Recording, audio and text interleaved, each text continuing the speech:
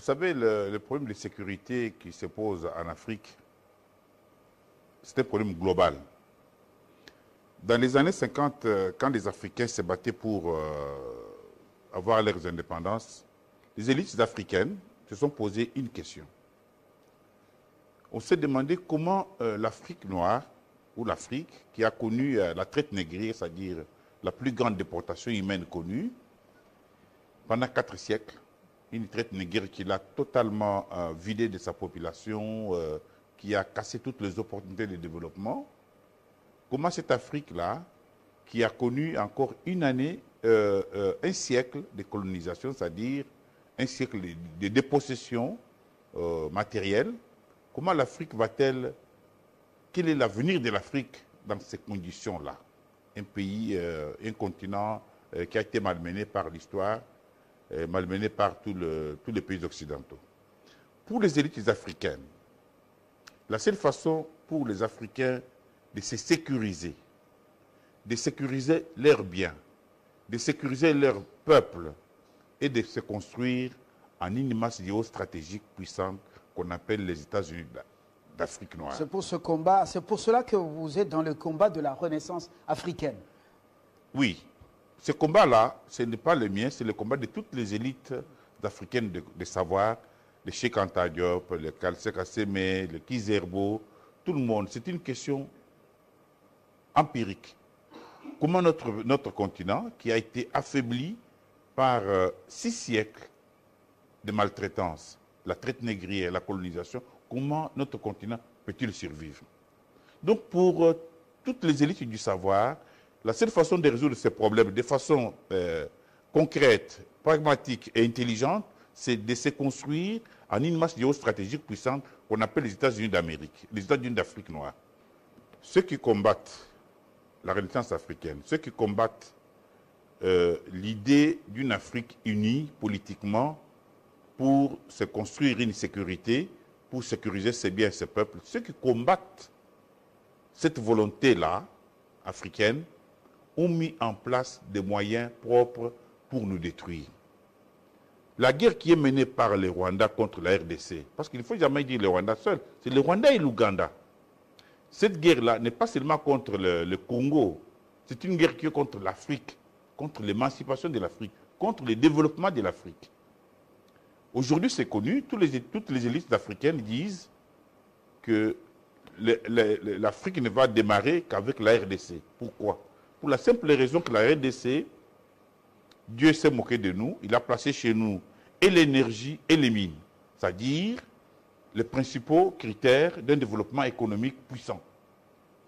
Alors, tous les pays africains se disent, la RDC, située au centre de l'Afrique, va être le pays puissant qui va conduire l'Afrique. Mais alors, c'est pour cela qu'on a placé à côté ces pays, ces États mercenaires, qui sont le Rwanda et l'Ouganda, pour empêcher la RDC justement de jouer ce rôle. Comment? La RDC n'est pas capable aujourd'hui, avec cette guerre-là, tous ces mineurs, tous ces millions qu'on entend parler ici, doivent aller là-bas, à la guerre. Et en même temps, on empêche la RDC de se construire une armée puissante parce que la RDC est placée sous embargo. Sous embargo signifie que si vous voulez acheter un camion militaire, il faut l'identifier, dire aux Belges, n'est-ce pas, aux Américains, que je vais acheter un camion militaire. De telle marque. De telle marque. Et celui qui me livre ce camion, c'est tel. Voilà. Voilà. Tout donc, le secret. Nous sommes soumis à des pressions qui détruisent une race humaine. Vous avez parlé de Blinken qui est venu ici. On a cru qu'il allait parler de cette guerre de l'Est. Non. Le monsieur, quand il a vu le président Tshisekedi, il l'a obligé à créer une commission pour la vente de ce qu'on appelle aujourd'hui les blocs gaziers, les blocs pétroliers. Donc il n'était pas venu pour ce que nous on a diffusé dans les médias là. Non, non, pas seulement. C'était du bluff. Il a imposé au président Tshisekedi de créer une commission pour la vente, c'est-à-dire pour qu'on puisse suivre comment va se faire la vente de nos blocs gaziers, de nos blocs pétroliers. Ce n'était pas encore pour le dossier d'Anne Gettler. Il a même obligé le président Tshisekedi à revoir le contrat signé avec Dan Gertler. Parce que nous avons trouvé... Oui. Donc ces voyages étaient uniquement pour les 2 dossiers? Non, pas seulement pour ces 2 dossiers. Mais il était accompagné, Blinken était accompagné de M. Fernandez, qui est le sous-secrétaire d'État chargé de trésorerie et autre chose, qui est allé voir le ministre du pétrole, le ministre du pétrole pour lui dire quels sont aujourd'hui, qu'est-ce que vous gagnez dans... Donc on a posé des questions sur tout ce que nous faisons. Ils sont allés voir le ministre de la Justice. Donc aujourd'hui, nous se rendons compte que on est traqué comme une souris là. L'Amérique n'est pas un partenaire. L'Amérique est venue, il est allé parler des élections. Qu'est-ce que c'est les élections? Les élections, ça crée une situation, n'est-ce pas, les gens tout d'un coup arrêtent tout pour dire non, allons faire des élections. Il a parlé des élections, il a visité tout. Donc, Blinken n'était pas venu ici pour la guerre. La guerre est là, c'est eux qui l'entretiennent. Comme je voulais le dire tout à l'heure, quand les Américains ont décidé de couper la RDC... Donc jouer au Ponce Pilate était une hypocrisie de grande... Ce n'est pas de l'hypocrisie, c'est comme ça qu'ils ont toujours fait. Quand ils ont voulu détruire l'Iran, ils ont obligé l'Irak à faire la guerre contre l'Iran. Une guerre qui a duré longuement et qui a pratiquement ruiné l'Irak. Quand ils ont voulu que le Moyen-Orient ne puisse pas se développer, ils ont créé Israël, qu'ils ont implanté là-bas au cœur du Moyen-Orient. C'est Israël aujourd'hui qui fait la sous-traitance, qui tue les élites iraniennes, qui fait la guerre contre tout le monde. Donc, c'est le même rôle que jouent l'Ouganda et l'Ouganda. Ces pays-là sont placés là-bas pour empêcher l'Afrique de devenir une grande nation panafricaine, c'est-à-dire de se construire en une grande masse géopolitique. Parce que la seule façon pour les pays africains de se protéger, de se défendre, c'est de se construire une armée commune. Une élite mercenaire, habituée aux petits voyages, tout logé dans des hôtels, 5 étoiles, 7 étoiles, avec quelques avantages. Avec cette élite qui écoute le nombril, avec ses dirigeants, pour certains dans cette Afrique, pour certains qui se comportent en mercenaires. Est-ce que il y a de l'espoir, vous qui prenez la renaissance? L'espoir est donné, l'espoir est là. Je voudrais vous rappeler que la corruption dont nous souffrons au Congo ici, ce sont les Américains qui l'ont entretenue. Les premiers coups d'État de Mobutu, je vous l'ai dit, les premiers coups d'État de Mobutu, au mois de septembre 1960, mais c'est Daveline qui a donné l'argent à Mobutu, en dollars, 100 000 $. Daveline a reçu des États-Unis. 100 000 ou 100 millions? 100 000 $. Mais nous sommes en 60, et le Congo n'a qu'une population de 13 millions.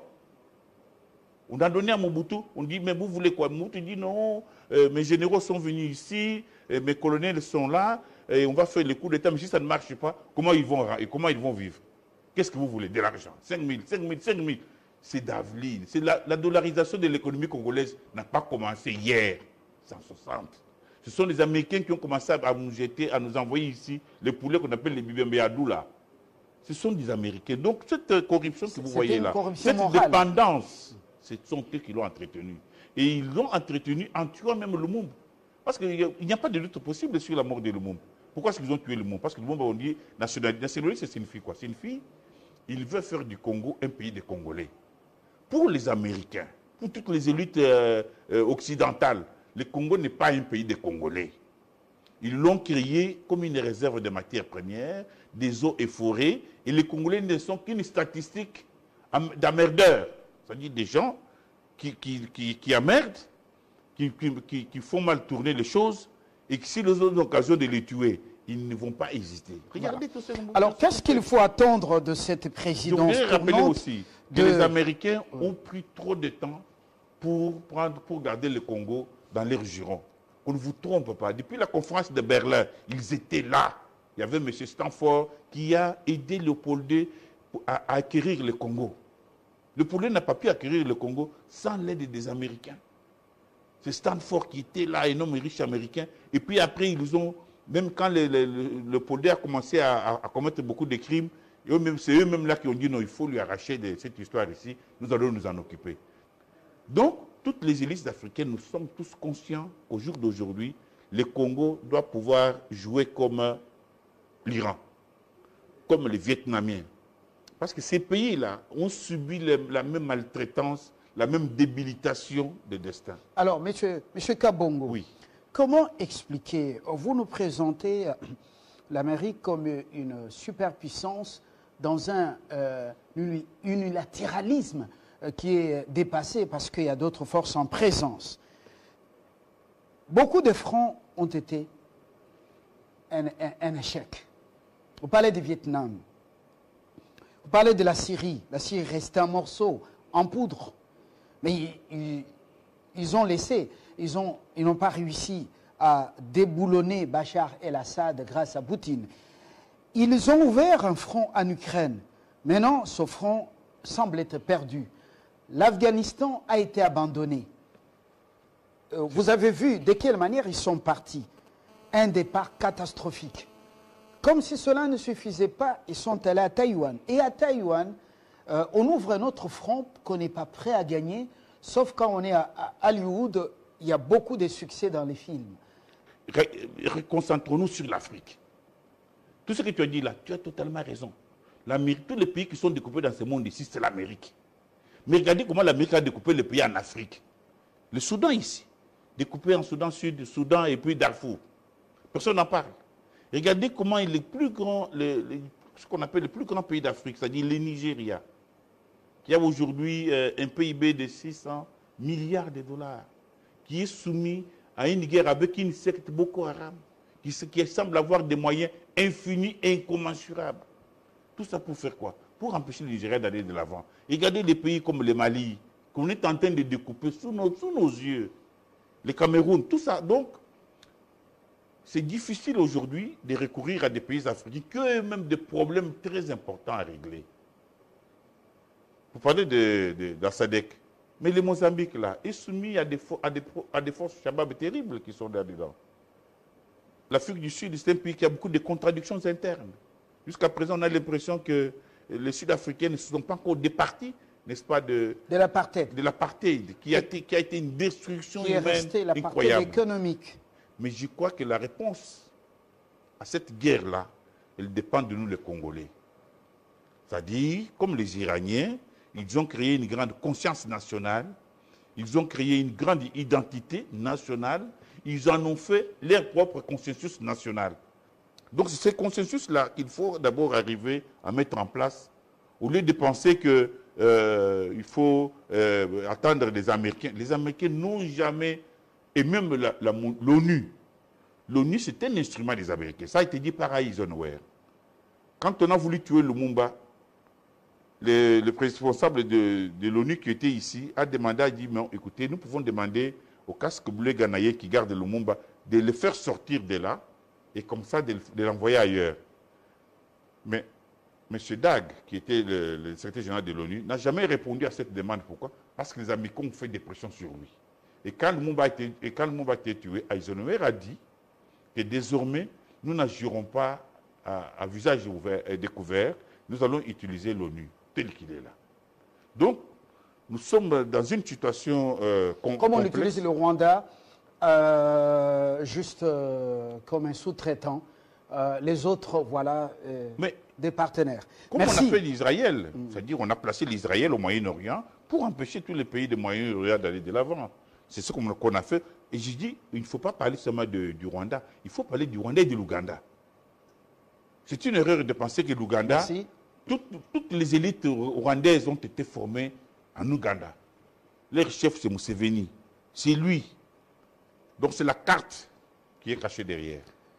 Professeur Kabongo Malou, je vous remercie. Je rappelle que vous êtes philosophe, écrivain, professeur également. Panafricaniste. Surtout, vous luttez pour la renaissance africaine, les États-Unis d'Afrique noire, comme vous le dites bien, comme solution le cheval de pour la bataille sécurité d'Emmanuel Lukusa qui nous suit au Cameroun, à Yaoundé. C'est aussi le combat de beaucoup d'Africains très conscients, pas de ventriotes, comme on les retrouve dans toutes les nations africaines.